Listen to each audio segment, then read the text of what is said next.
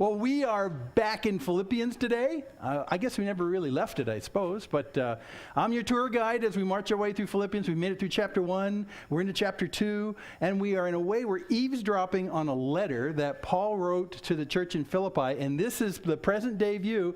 This is actually the Philippi archaeological site in Greece, Macedonia, actually. If you go up to the top of the Aegean Sea, and then you just head inland, I don't know how far, about 10 miles, 20 miles, top of the Aegean Sea, you'll see this. There's this big mountain right here. It's not really that big, but it's so predominant. It's not part of a ridge. It's like a cone that it held mystic, cultic importance for a long, long time. So there was Greek culture that came there. There used to be a very famous temple that was there. By the time of Paul in the first century, it had become a colony of Rome, which meant that inside the walls of that city, the rules were Rome, as opposed to other places you went. Even though Rome took over other places, they still were ruled by local governors. They had their own culture, but not Philippi. It was like a little piece of Rome that was picked up like this and stuck down in the top of Macedonia. So it's interesting. You go in there as a Roman citizen,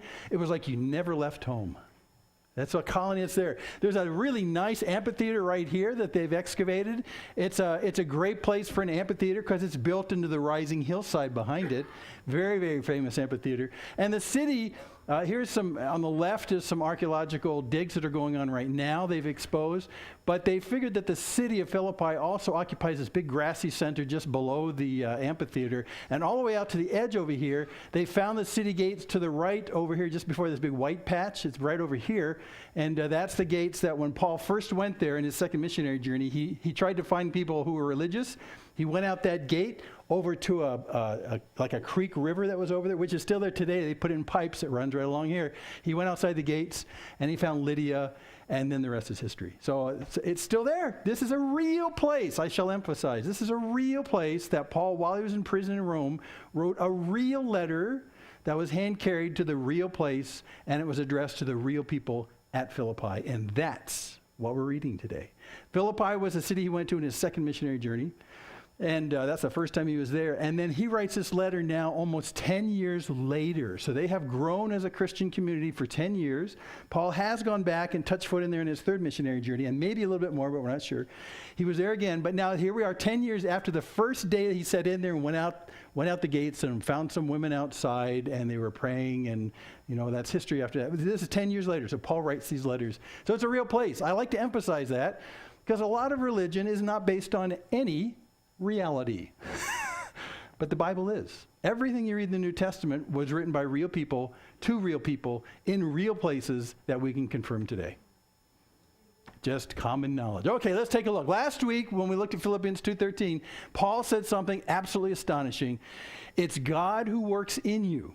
God works in you both to will and to work for his good pleasure. That was the big mind blower last week, is that now that we are followers of Jesus, he's in us and working through us. Now, he works through us, not so we can earn anything from him, but so that he can glorify himself in the places he puts you. And so the real responsibility and onus is not on your shoulders to try and, work up what would Jesus do and imagine what would Jesus do and try and imitate Jesus, because you don't need to, because he's inside you.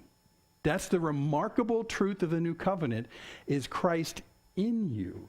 And that's what happens. So that's what we looked at last week. Not only is he the power to do that, the energy, he's also, it says right there, to will. So even your desire to want to serve, desire to display who God is, he gives you that desire as well. That's a gradual process we call sanctification, where he works himself out through you, and then through you, he tells the world who he is. Less about me, more about him. So we saw that last week, and that's astonishing. Well, now we're going to talk about some practical outgrowths of that, where it works and where it doesn't work. He's going to use two examples.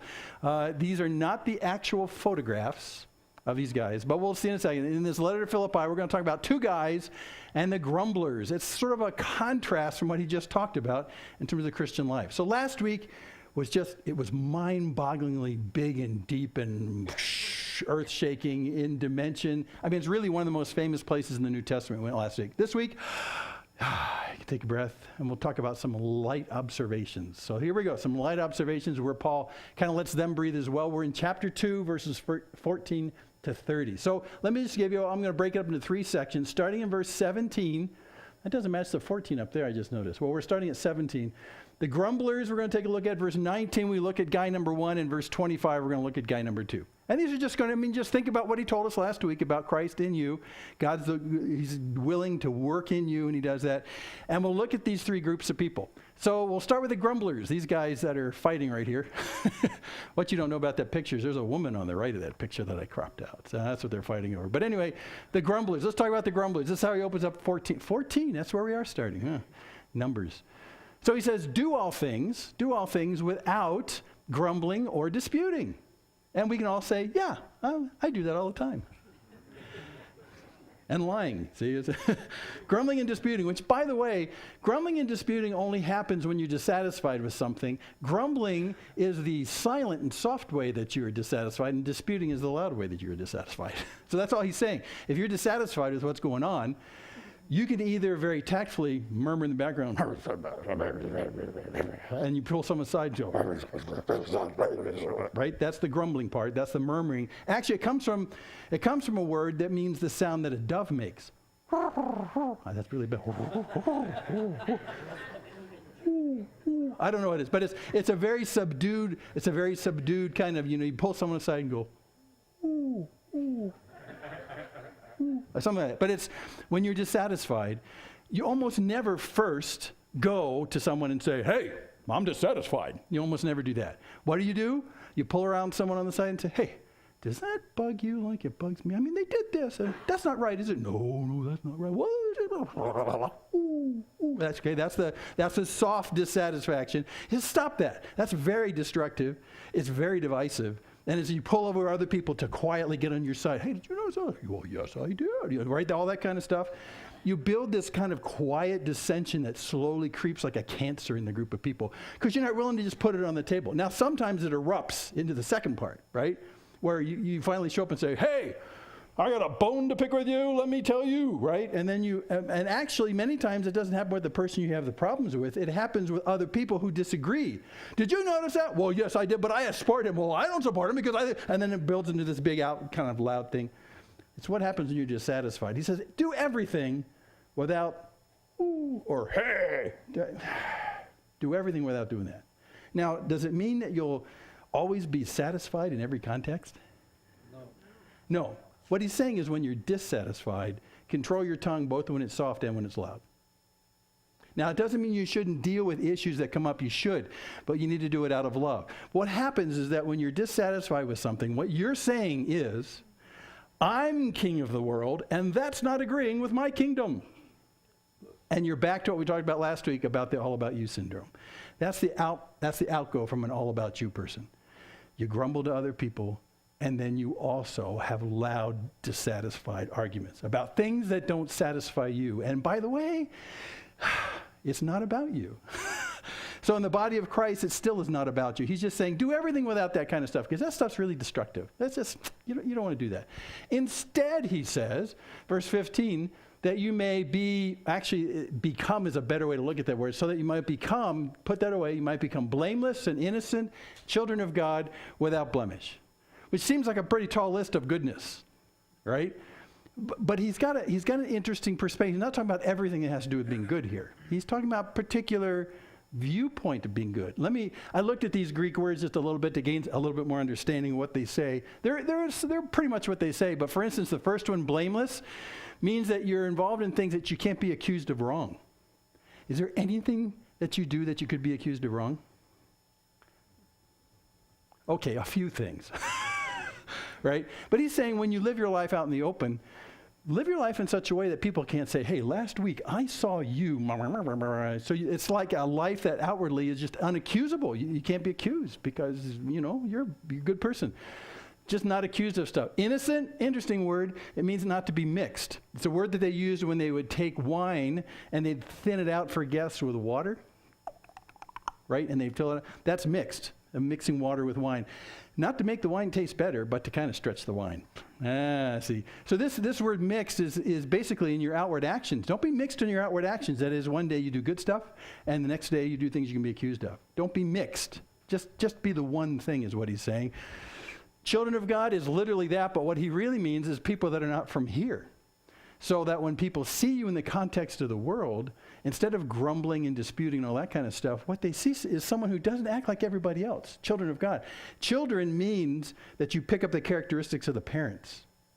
That's what he's saying. So you have to be in the midst of other people in the sense that people look at you and say, you don't react like the rest of us act. You're not from here. Maybe you're from somewhere else. Where are you from? I'm a child of God. I act like God does because he's in me and he's exhibiting himself through me. See?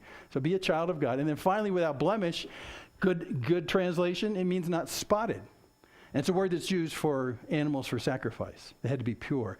So a spotted animal is both white and black at the same time with spots. It's the same idea of not being mixed. Don't mix your good with your bad. You need to be one thing, all right? Now, when you look at that list is written not for the qualifications for your salvation or necessarily a description of your soul. It is a description of how you're seen. Notice that? Of how you're seen by other people. Because the point he's going to make in a second is this is not something just to preserve your soul. This is because you've been placed in the midst of a crooked generation in Philippi to be seen. God put you there to be seen. So do this stuff, not the stuff on top. And that's exactly what he says following this. Because you live in the midst of a crooked and twisted generation among whom you shine as lights in the world. So since God is living within you, put off all the grumbling and the disputing and all that stuff up there. Put that off because that's what everybody does when they're dissatisfied. But what I want you to do is I want you to live as though you are, and you are a child of God. God lives in you. Let that stuff out. Be in a way that you're not mixed. You're not spotted. You are one thing. You can't be accused. Be the children of God. Don't be the grumbling and disputing, self-centered, it's all about me person. Because God has put you in Philippi for a reason, and that reason is to glorify him. Interestingly enough, you can have some say in how successful you are as a light where you are.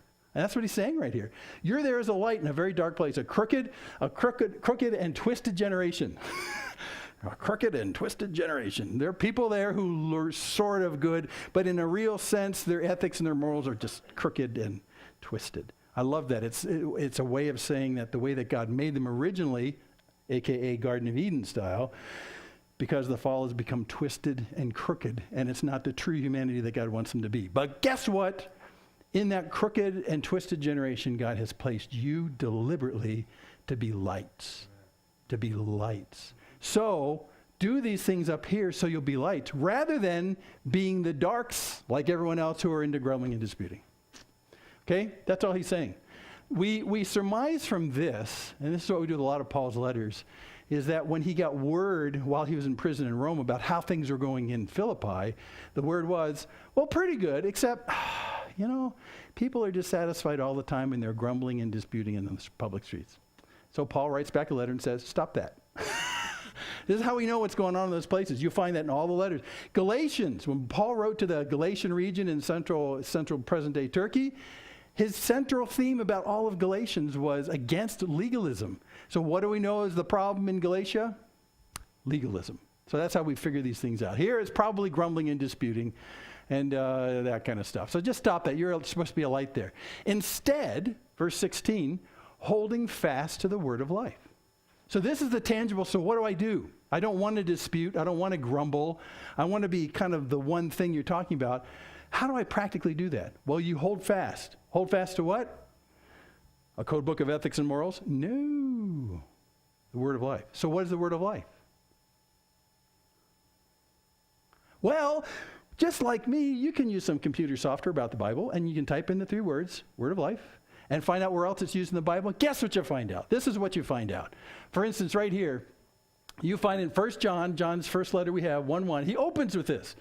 That which was from the beginning, which we've heard, which we have seen with our eyes, which we looked upon and have touched with our hands, concerning the word of life. And what does he talk about right after that? Jesus. The word of life is Jesus. Now, read verse 2 and verse 3 of the opening of John's first letter, and you'll see that. There's another place that John says this as well, and pins us down even better. So right here, John 1:14, as he opens his gospel. And the word became flesh and dwelt among us. The word. So the word of life, the word is Jesus. So what's the admonition and what's the practical way to keep from grumbling and disputing and being pure and one thing and unmixed? Hold fast to Jesus. It's not rocket science. It's pretty straightforward. Now, I find, so how do I hold fast to Jesus, the word of life? How do I hold fast to him? I mean, after all, he lived and died 2,000 years ago. How do I do that? Well, that's why we read this book a lot. Because in this, we find out what he's like and who he is right now, as he inhabits you right now, holding fast to him. Last week I kind of poo-pooed the whole idea about what would Jesus do in a circumstance, because it's more like what will Jesus do through me because he lives in me. But it's not a bad exercise to sit down in a circumstance and say, if Jesus was here right now, I bet you I know what he'd do. Because I read once back in the Gospel of John or in the Gospel of Mark, I remember once when he did this. That makes a lot of sense. I want to do that too. God, can you help me do that too? You've opened my eyes. I understand what I would do. I would grumble and dispute, but I don't want to do that. I want to do what Jesus would do. So work that through me. So you are in a constant process right now in sanctification where you take the circumstance, usually it's a dissatisfying circumstance, and you place it on yourself. You wonder how you should react, and how you react should be somewhat tailored to how Jesus used to react because he's inside of you. And then you ask him to work through you when he works through you. That's the process of the second incarnation. First incarnation was God in Jesus. The second incarnation is God in you. All of us, collectively. Whoa. Pretty cool. So hold fast to the word of life. That's Jesus himself. So that, and here's a little personal touch from Paul, so that in the day of Christ I may be proud that I didn't run in vain or labor in vain. He's using those, the Olympics kind of idea again, running in vain. He says, do this kind of stuff so that when I die, the day of Christ, that's right there, that's actually when Christ returns, when it's all wrapped up, I won't say, well, I sure wasted my time running for the Philippians. Because they're still grumbling and disputing. He says, no, I'm investing my life in you, and I want to, at the end of all things, not ask myself, did I run in vain? Did I put my time with the wrong people? Right? I just display some of this godliness as you listen to these words. It's a wonderful personal note by Paul. I want to know that I didn't run in vain, labor in vain. This word labor actually means to work to exhaustion. When the craftsman is working a job like a carpenter or something, he can work all the way up till dinner time, but he says, no, I'm going to get this job done today. And he works through dinner time, and the sun's going, no, I got to get this done before the sun goes out. And then the sun, and he's working in the dark. And then finally, 10 o'clock at night, he goes, it's done. And man, am I tired. It's work to exhaustion is what that word means. He says, I don't want to work to exhaustion on your behalf and then find out it just wasn't worth it. So come on. Respond a little bit in the gospel. Respond. It's a wonderful phrase. And he says, says it the same way in verse 17. Even if I'm to be poured out as a drink offering upon the sacrificial offering of your faith, I'm glad and rejoice with you all. Likewise, you also should be glad and rejoice with me. It's about him spending time with him and investing in them and sending this letter. What is this poured out as a drink offering upon the sacrificial offering of your faith? It's actually not from it's not the Jewish perspective of offerings at the temple. It was the pagan idea of offerings in the temple. There were pagan temples. They would do a similar thing. They'd have a major sacrifice. It was usually a killed animal. And then from the pagan perspective, before they actually roasted it or burnt it or offered it to the gods, they would also take some wine and pour it on it as kind of this is an extra added poof, just to make sure this offering is good. It's because for the pagan gods, the idea was, for the pagan gods, the first things that they taste in the offering is wine, and then the sacrificed meat. So it was kind of a hopeful, wishful thinking addition to the sacrifice. So what Paul's using that pagan idea because where they live is rife with pagan sacrifices to Greek gods and stuff. We're in Macedonia. We're in Greece, right? So he's saying it's sort of like those guys who go sacrifice in Greece, like how they pour the wine on. It's a minor part. So he says, my efforts for you are kind of a minor part of making your offering to God work. And your offering to God is your faith. See, the drink offering, that's Paul, upon the sacrificial offering of your faith. So the real deal here is your faith to God. That's what makes the sacrifice work. That's your sacrifice. I'm just kind of the extra stuff poured on top. I'm the extra addition. It's not wholly about me. I'm just something that makes it go a little bit better. That's all.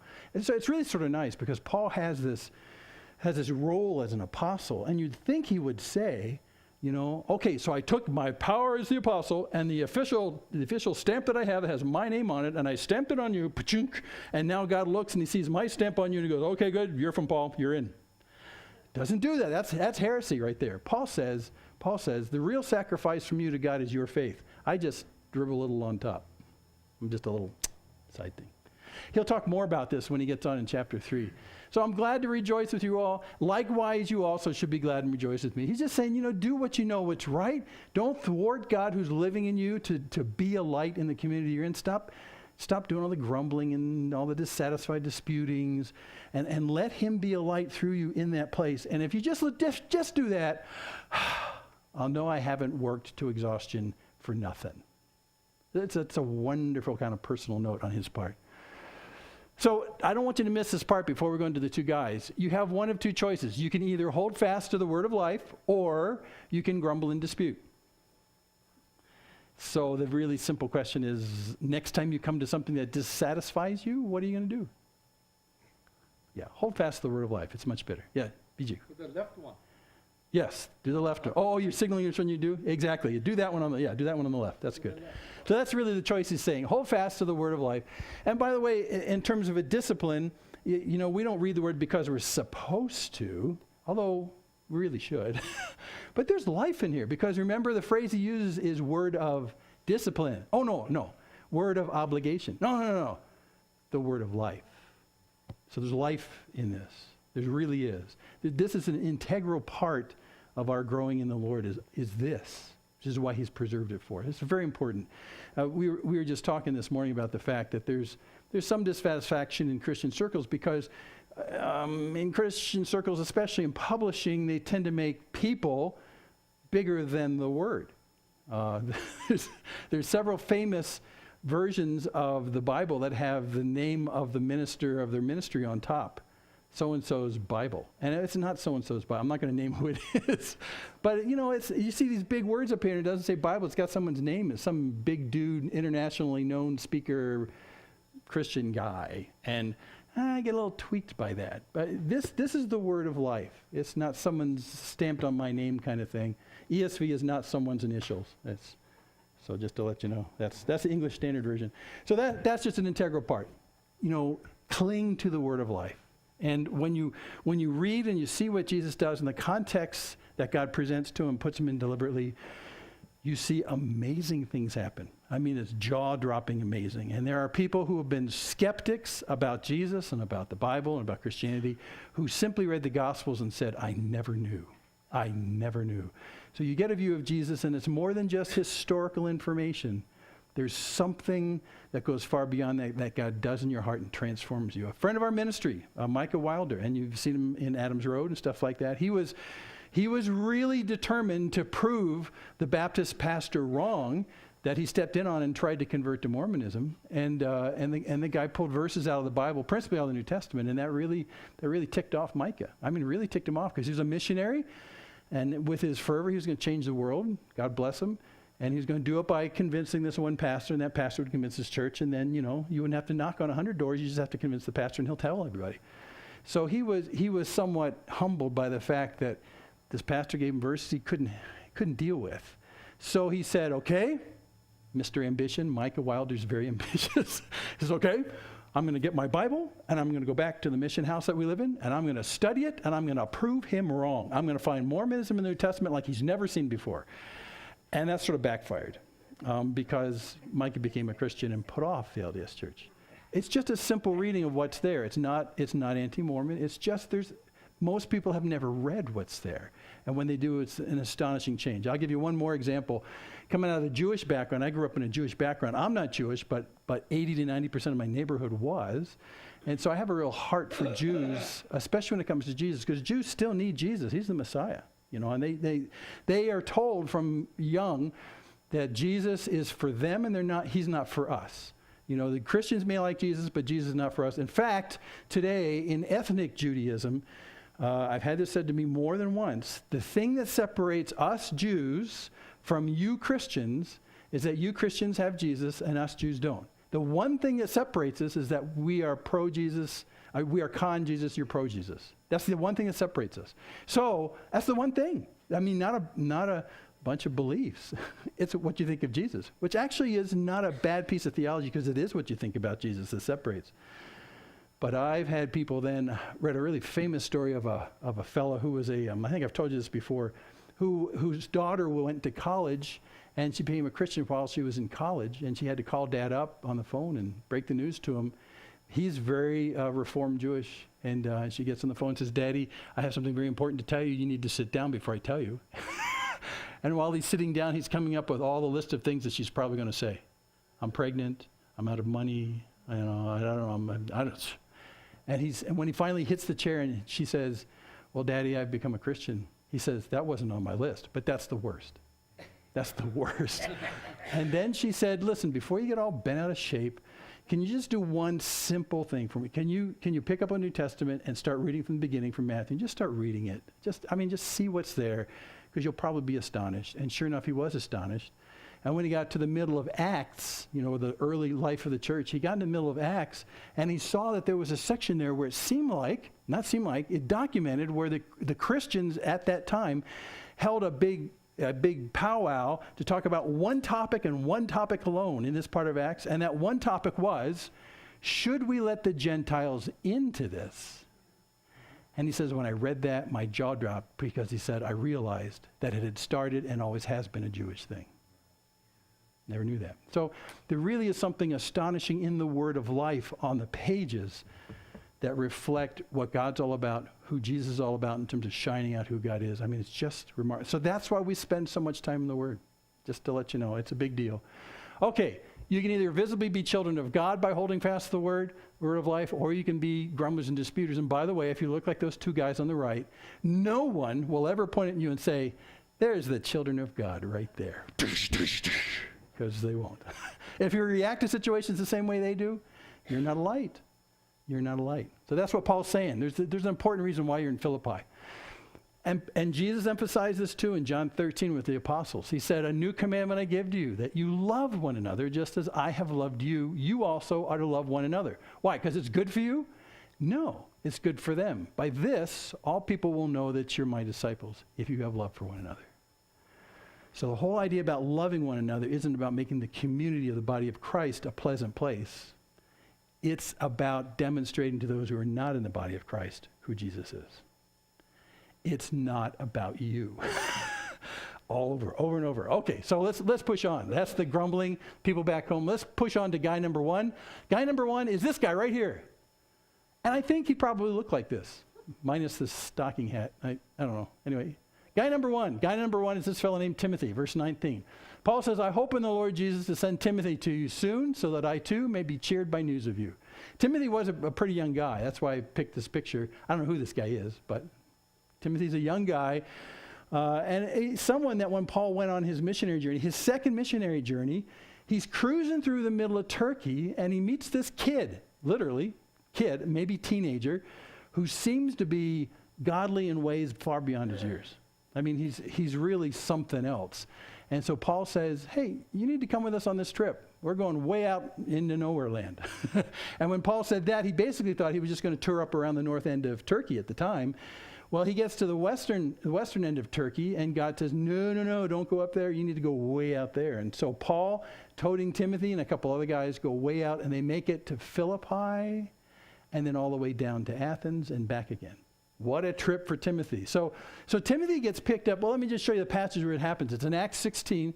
Paul's on his second missionary journey. Paul, came also to Derbe and Lystra, which is very central Turkey. A disciple was there named Timothy, the son of a Jewish woman who was a believer, but his father was a Greek. So he was well spoken of by the brothers at Lystra and Iconium. Paul wanted Timothy to accompany him then. And I stopped right there because what happens next? You read for it yourself, because Paul had to do something specific to Timothy to make sure that the trip would work out okay. Shh, I'll find out. But he brings Timothy with him so that the first time that Paul's in Philippi, he's toting Timothy, who's just come on board, young guy. So now fast forward 10 years and we're at the letter to Philippi. So when he says, I hope in the Lord Jesus to send you Timothy, they say, yeah, we remember him. You brought him as this young kid when we first met you. And yeah, we'd love to see him. And Paul wants to send him kind of encourage. He says, verse 20, for I have no one like him who will be genuinely concerned for your welfare. For they all seek their own interests, not those of Jesus Christ. Wow. So Paul's saying of this kid who's now still kind of kidly, he's just 10 years after his teens, so he's still a pretty young guy. He said, I wanted to send him to encourage you, to tell what's going on. And by the way, without the internet and telephones and radios, the only way they could communicate was on foot and to carry messages to each other. So Paul wanted to send Timothy as that messenger, but he wanted to send a messenger who wouldn't just send a message. He wanted to send a messenger that loved the Philippians. And that's what he says right there. Genuinely concerned for your welfare. I want to send Timothy because he will so encourage you because he's concerned about your welfare. And then in contrast, and many people think it's because Paul tried to find other people to send to encourage the Philippians, that he couldn't get anyone to do it. He said, I'm really kind of busy. I got stuff to do. And you want me to walk all the way over to Philippi from Rome? You know how far that is? I got to go over the top of the Adriatic Ocean, and I got to go down through the Albania and down through Macedonia. And, that's a long trip, and there's robbers on. I'm really busy right now, and I got kids. Well, they all seek their own interests, not those of Jesus Christ. He's very much like Paul. So Paul wanted to send him for that reason. But when he found other people who looked like they were more free than Timothy was, they said, well, they really didn't understand that in that day, places like Philippi and other places where there are young churches starting were constantly in need of encouragement. And Paul is just one guy. So as you read through the letters in the New Testament, you find that Paul's sending people all over the place to say, hi, this is Paul saying hi. And then he would write it on a piece of paper and send it. And then we have those pieces of paper today. Hey, so that's a pretty nice plan. So he wanted to send Timothy, but is having problems doing it. Verse 22, but Timothy's proven worth. They should, because they met him 10 years before when Paul first came through town. How as a son with a father, he has served with me in the gospel. So he's not just a second-hand guy. He works alongside Paul for the gospel. So he'd be a great guy to send to encourage. 23, I hope therefore to send him just as soon as I see how it'll go with me, and I trust in the Lord that shortly I myself will come also. So why does it make Paul sound kind of selfish, doesn't it?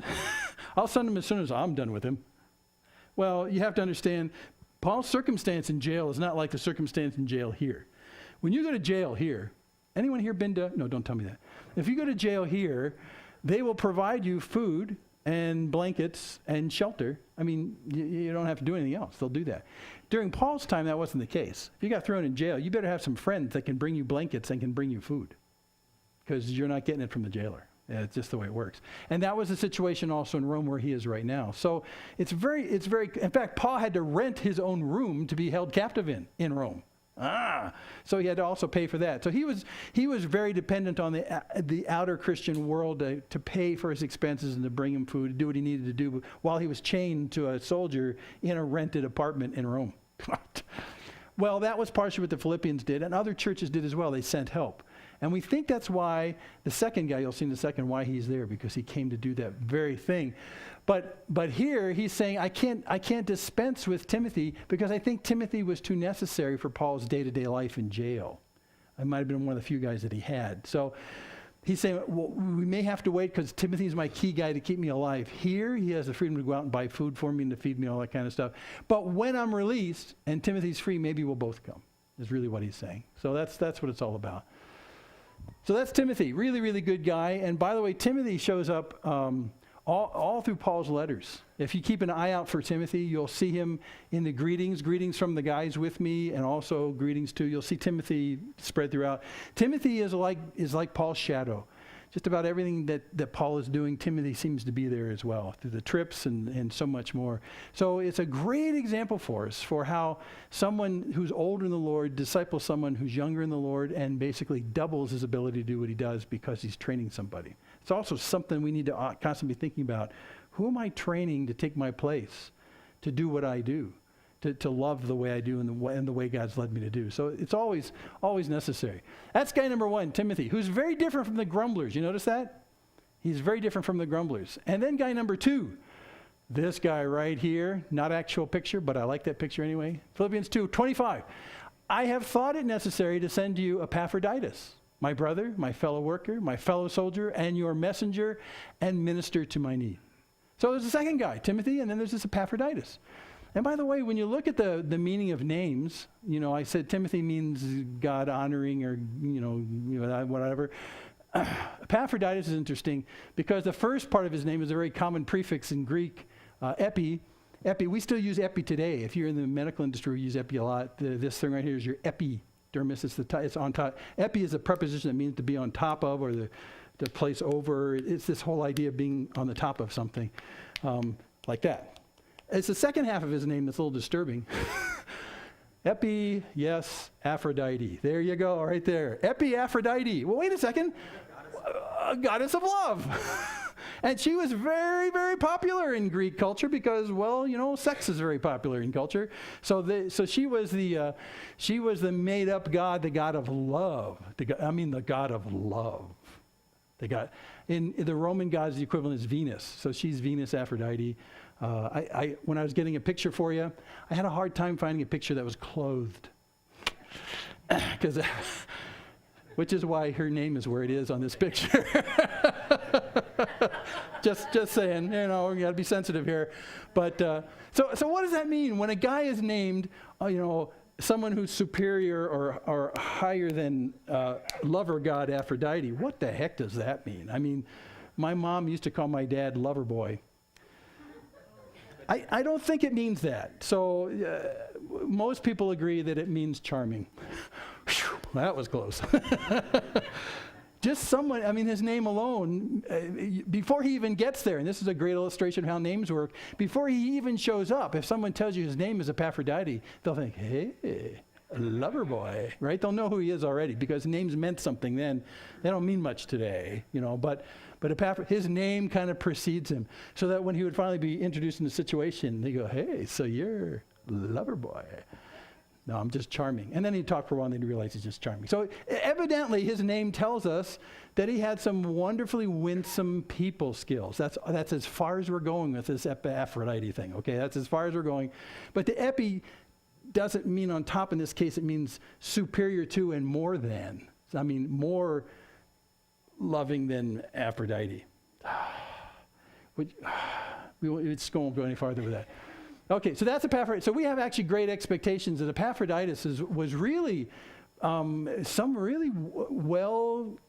good communicator, a winsome communicator, a warm guy, charming in every respect, Prince Charming maybe even, really nice guy. And so he's been sent. Now it looks like he's been sent to be a messenger from the people in Philippi to Paul. And in fact, if you look at the end of the chapter, end of the book, in Philippians 4, we read this about Epaphroditus. Paul says, I've received full payment and more.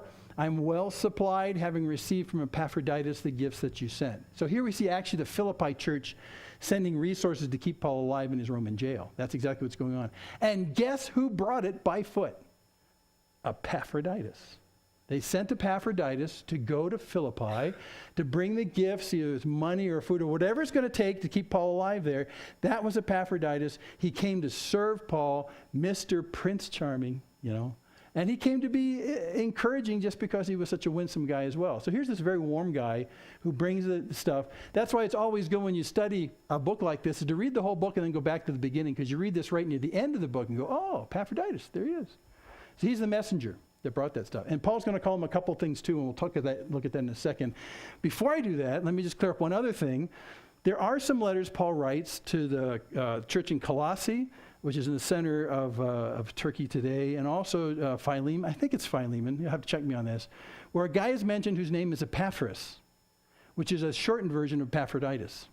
Is he the same guy? We're pretty sure he's not. Because when you track where Epaphras goes in Paul's ministry, it's not where this guy Epaphroditus goes, just to let you know. So you'll see Epaphras in other places. We think he's a different guy, but he's still an Aphrodite guy. just a short version of it. I think, and this is just Jim's theory, I think Epaphroditus, the other guy, got so embarrassed by having to call himself, hey, I'm Epi Love, that he probably just said, just call me Epaphras. It's okay. It's okay. That's just Jim's theory. Okay, he calls several things about Epaphroditus. This is interesting because remember, we just saw that Epaphroditus is someone that the Philippians know because he came from Philippi. They sent him. And now Paul is going to describe him to them in ways that I'm not sure they would have described him as. So this is what he says.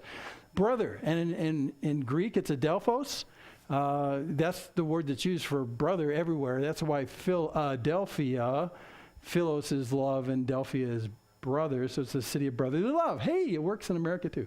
So Adelphos, but this actually, most people don't know that Adelphos, although it's applied to brother all the time, literally means from the same womb. Because the Delphi part at the end is womb. So, whoa, that's kind of interesting. So it's one way of saying that we're brothers. It doesn't literally mean men brothers, it just means from the same womb. We come from the same place, from the same origins is what it is. That's the brother idea here. Which is an interesting thing because Paul doesn't come from Macedonia and Philippi. Racially speaking, ethnically speaking, Paul comes from Tarsus, which is another part of present-day Turkey that's way far over on the southwestern side. So in what sense are they from the same womb? Because they're clearly not ethnically from the same place. See, this guy who comes from Philippi is a Greek pagan, and Paul is a trained Jewish intellectual from Tarsus. I mean, they don't share anything in common, right? So what is the same womb from which they come? It's not about the same womb of our first birth. It's about the same womb of our second birth. You got to be born again. So clearly what he's really saying is that both Paul, although he comes from a privileged part of the ethnic area and his training and his academics and all that kind of stuff, he looks at Epaphroditus and says, he and I come from the same place. We were both unworthy in the face of Christ, and Christ saved both of us. That's what he's saying. So it's a remarkable connection with a guy he should have no connection with when he calls him this kind of brother from the same womb. And then he calls him a fellow worker. Well, fellow worker, the word that we use for synergy is this word in Greek. It's this one right here, synergy. And the sin part of synergy, it looks like sun right here, and that's just a kind of a pronunciation guide issue. But synergy, the sin part, S-Y-N, we use that and we know what that means in our prefixes. We use that Greek prefix to say you take many things and you make them one. It's a unified kind of thing. Sin means synergistic, it means like that. The ergon part of the second part of this word means to work. So it means to work together. It's a united work thing. So fellow worker is a very good translation. The emphasis is on the fact that what we do in our daily lives, we do the same and we support each other synergistically. We are aimed toward the same work goal and we put our efforts into this together. He's a fellow worker. Amazing, because Paul has a name badge that says apostle on it. And Epaphroditus is just a guy from Macedonia. But Paul says, no, we are co-workers. We do the same thing. Neither one of us is above the other. United work. And then he also calls him a fellow soldier down here, the sustrateotas. Oh. And if you look at the middle of this word, you see a word that looks like strategy right there? It's because it's a military term. Even strategy from the military perspective was what you did when you saw all the grunts in the army camped out on a plain. It really comes from a word to mean camped out. So when you see all the grunts in the army, all the privates are all in their tents and they're camped out on the plain. There's this big camp out of this huge army. Strategy is what to do with them. It's the camped out guys, basically. It's not the commanders and it's not the generals. It's the privates who live out in the field. So when he says, again, Su right here is the prefix that gives you united.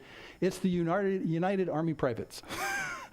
Fellow soldiers, really, from a Marine vernacular, is fellow grunts.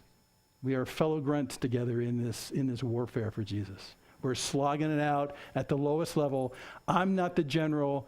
We are both fellow grunts, fellow soldiers in the field, camped out on the plain for Jesus, to fight for Jesus. So it really talks about the opposition that they're getting, and they're fighting the same fight together, which again is interesting, because if I was writing the Bible, I would put Paul in the position of being the general, not a fellow grunt.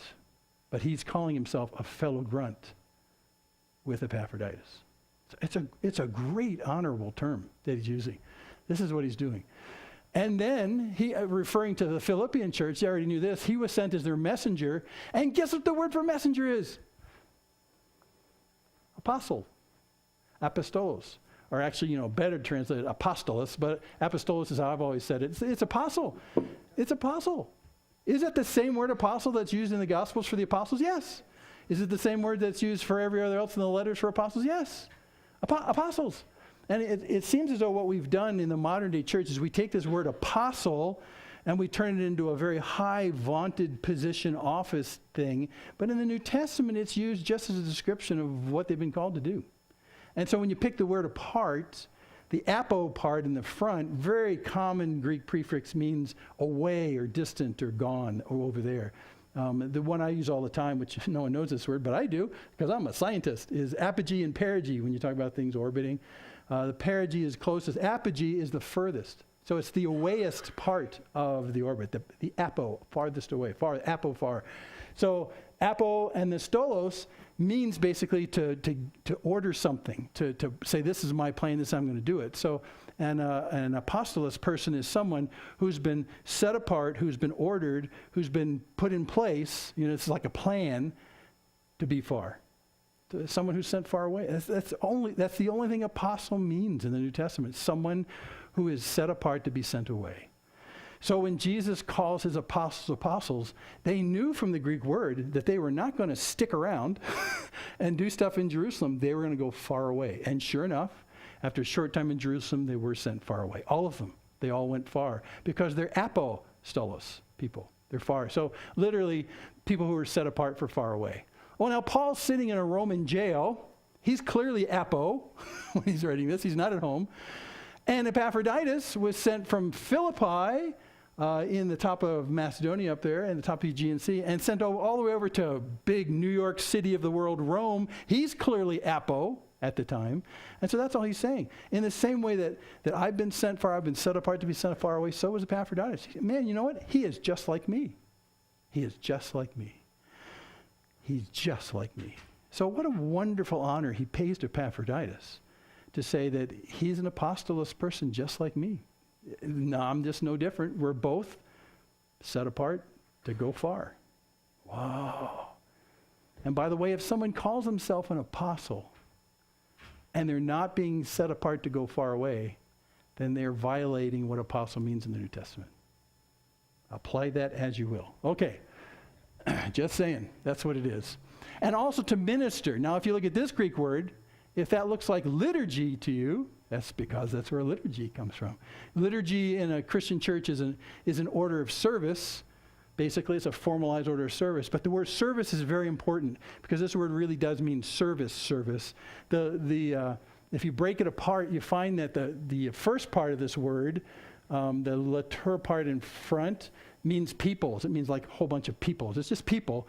And then the last half of it comes from the Greek part we know, ergon, to work. So it's really someone who works for the people. So when you call it a minister, that's actually a good thing, someone who works for the people. Liturgy in the Christian church is a service that's work on behalf of the people. That's what liturgy means. So here he says, this is what Epaphroditus does with me too, He's here not because of his own interests. He's here to serve the needs of people. That makes him a liturgos, a minister. Now, I looked at this list, and I thought, Paul, you're sort of wasting your breath, because don't the people in Philippi know that's what Epaphroditus is like? I mean, he's one of you. This might be why you sent him to me to start with, because he's such a stellar guy. So why is it that you're repeating all this kind of stuff before you talk about what you're going to do with Epaphroditus? What's the big deal? Aren't you kind of preaching to the choir? We don't really need this, do we? Well, we may need it, and there's a little speculation here. Could very well be because, and this is speculation, we can debate about this over lunch sometime. It could very well be because Epaphroditus, since he was sent to Paul to be a support to Paul, that now you'll see in a second, Paul's going to send him back. And the question is going to be when he gets back to Philippi, hey, dude, what happened?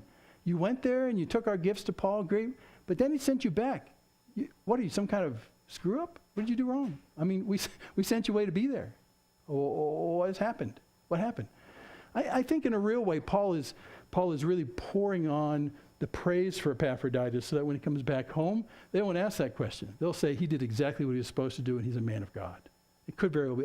It could be other reasons, but it is just really interesting that Paul had spent so long talking about someone who's a homeboy in Philippi. They know who he is. Wonderful guy. I would be happy if someone said half of this about me. He goes on about Epaphroditus. For he's been longing for you all and has been distressed because you heard that he was ill. I like this guy. Epaphroditus is stressed because he knows that his friends back in Philippi heard that he was sick. Oh, Paul, I need to go back because they're worrying about me, because they love me so much. I need to go back and put them out of misery and tell them I'm okay. I hate having them be in a position where they're all going, oh, Epaphroditus, we love him, and what did we do sending him away? And he's ill and he might die. Oh, what have we done? And he needs to say, I need to go back and comfort them because they're all stressed out because they love me. This is Mr. Charming right here. This is a wonderful thing. So he says, that's what I want to do. They've been distressed because they heard that he was ill. So Paul will help put him out of their distress right now. 27, indeed, he was ill, yes. Near to death, yes. But God had mercy on him, and not only on him, but on me also, lest I should have sorrow upon sorrow. So sure enough, yes, they heard he was sick, and yes, he was sick, and Paul said, so sick he almost died. He was right on the doorstep of sick, is what that word means up there. Near to death, I mean, he was like this close. He was this close. You're right. You should be worried for him because he was that close. But, praise God, God's healed him. And now that he's much better, I feel better too because I won't feel responsible for the fact that you sent him and he died while he was in my care. That's all Paul's saying. I'm really thankful too that he didn't die. But you can stop being all distressed about it. No, he's just fine. And then he goes on and says, I'm the more eager to send him back to Philippi, therefore that you may rejoice at seeing him again and that I may be less anxious. So I'm pleased to send Epaphroditus back to you. I want you to see him and to love him, and you're worried about him. So he's coming back. There you go. And I'll be less anxious about the fact that you all are worrying about his condition, because once you see him, you go, we won't be anxious anymore. What tremendous love they had for him. And what tremendous love he had for them, that he's messed up by the fact that they're worrying about his health because they sent him there. I can't wait to meet Epaphroditus. A guy who really, his interests are not his own. His interests are the people that love him and the fact that they're going through this anxiety. And if they could just see him, that anxiety would go away, the distress would go away. And that's what's driving him to go back, is to help them understand, I'm fine. I'm just fine. In our society with the internet and telephones and radios, we never think about this kind of distress because the news travels so slowly. It can be months between things like this. So they might hear about the fact that Epaphroditus was sick, and by the time they get any more news, it could be months. He could be dead. We just don't think about that. We can get on the phone in the next minute and call on the other side of the world and say, I'm fine. We've had all these disasters in the fall right now with the hurricanes and so much, and the shootings, in Las Vegas. And any of us who are in that area can call back or text back almost instantly and say, I'm fine. Facebook has a thing where you can actually just type on there, I'm okay. That's a remarkable thing. But then, 2 to 3 months maybe. And during that time, so Paul's saying, I can take this anxiety off myself. I'll just send him back to you. I'm doing this as a favor to you. He didn't fail. 29. So receive him in the Lord with all joy and honor such men, for he nearly died for the work of Christ. So when he comes back, honor him. Don't ask what he did wrong that Paul sent you away. Why are you back so early? Oh, what'd you do wrong? What did you do wrong with Paul? Come on. No, you need to honor such men because he was so much in the game, he was willing to die to make this happen. I don't know many people like that in Christianity. People who are willing to die to make it happen. And then he uses a wonderful phrase, risking his life to complete what was lacking in your service to me. Well, lacking in service to me that's not a put down of the Philippian church. They did have an obligation to help support him with food and money while he was there. But Epaphroditus was the guy they sent to be their point man to do just that. But what he says, he risked his own life to complete what you had sent him to do. I mean, he was so in the game. He didn't just show up in Rome and say, here, Paul, here's all your stuff. Good luck with that. Bye, I got to go back. I got to go to Philippi. And he goes back to Philippi. He was in it to the point that it might actually cost him his life. And here, Paul uses a gambling term. that risking, it's a gambling. It's only used here in the entire Bible. You got to go to secular Greek documents to kind of see where this word shows up. If you were a gambler in the ancient first century, not too unlike present day, if you were a gambler and you were a really high stakes roller, sometimes you're in the middle of one of the biggest games of your entire life, and you'll take everything you have and put it all in. I'm putting it all in. On this one hand, I'm putting it all in. You place the stake in there. You understand what it's going to cost you if you lose, but you understand that this is the point of the game where I have to put it all in. And you push it all in, considering the risks, considering the outcomes that goes wrong, but you put it all in anyway because you are all in the game. That's this word right here. It's a gambling term that means rash or reckless, or literally to consider the outcome and then you do it anyway. So Paul says this near-death experience that Epaphroditus had implies the fact that he could have pulled back and saved himself. But what he decided was, I'm all in the game. I'm all in, even if it costs me my life. I'm all in. I'm pushing it in. I know what it might cost me, but I'm going to do it anyway because God's put me here. This is why I want to talk to Epaphroditus. He was a guy who was near death, and he says, I'm putting it all in. I'm all in this game. I know what the outcome is. This may cost me my life, and that would be just fine because I'm committed to this. This is Prince Charming Epaphroditus, the man who risked it all. So Paul says, when he comes back to you, oh my friends in Philippi, when he comes back to you, I want you to honor such men as this because he put it all in for Jesus. It makes my head spin. There's very few examples of this in American society because we don't have to do this. But we did watch that movie some time ago about the insanity of God, where this lifelong missionary to mostly the parts in the Middle East and Indonesia, but parts that are very hostile to Jesus. He saw examples of Epaphroditus everywhere he went. These people, native people in the countries, who for the sake of Jesus put it all in, and it did cost them their life.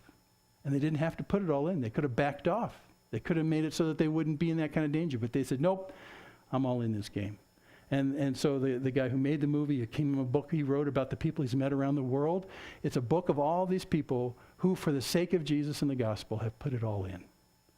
And many of them lost their lives.